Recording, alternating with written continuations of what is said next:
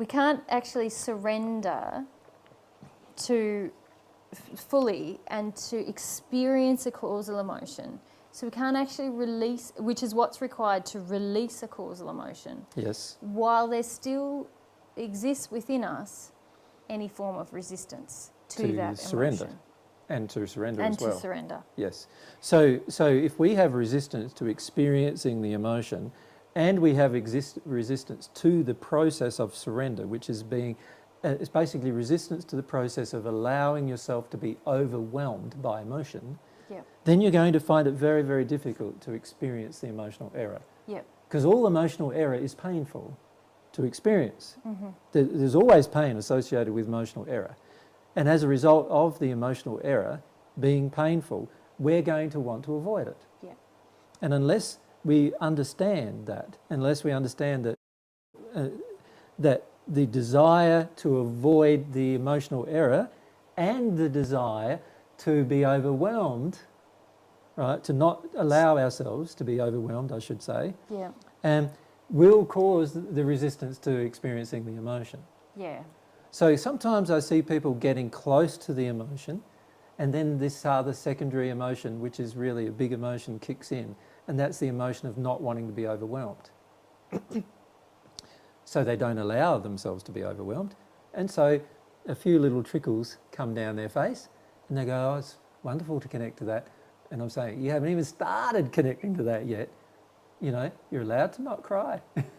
You're allowed to choose to suppress the big grief that's inside of you that you need to experience. Yeah. Mm. So on this point, though, we're saying that while there's resistance within us to the state of surrender, yep, we're not going to surrender towards a causal emotion. Yep. We're not going to be able to release that emotion. Correct. So we must be willing to feel the error. And feel the resistance. We've got to feel the reason why we don't want to be overwhelmed by that emotion. Yeah. That's what we've got to feel. Yep. That's the error we've got to release.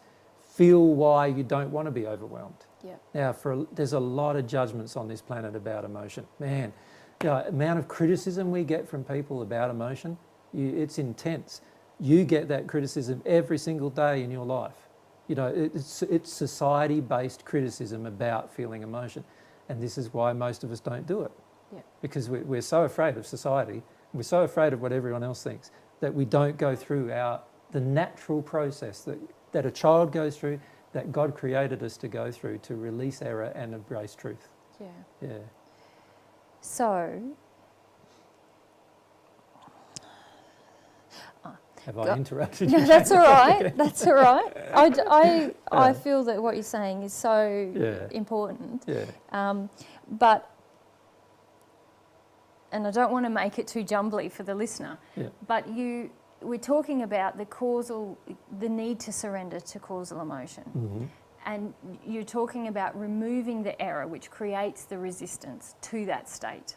The resistance to surrender. Yes, to the state of surrender. Mm-hmm. And earlier on in your introduction to this principle, you said something. You said that there's not much resistance in grief. Mm-hmm. True grief. Yes. So grief is the causal emotion. Yes. Right? So when a person is feeling true grief, usually in that state they're not resistive to their emotion. It's quite good. You know, usually by the time a person's got to that state, they've already gone through all the resistances needed to get to that state.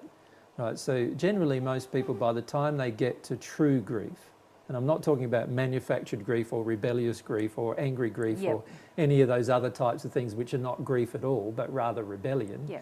Well, I'm talking about the true feeling of grief within the soul. Then usually most of their emotional impediments about feeling that emotion have disappeared by that stage about that particular subject. Yeah. Right.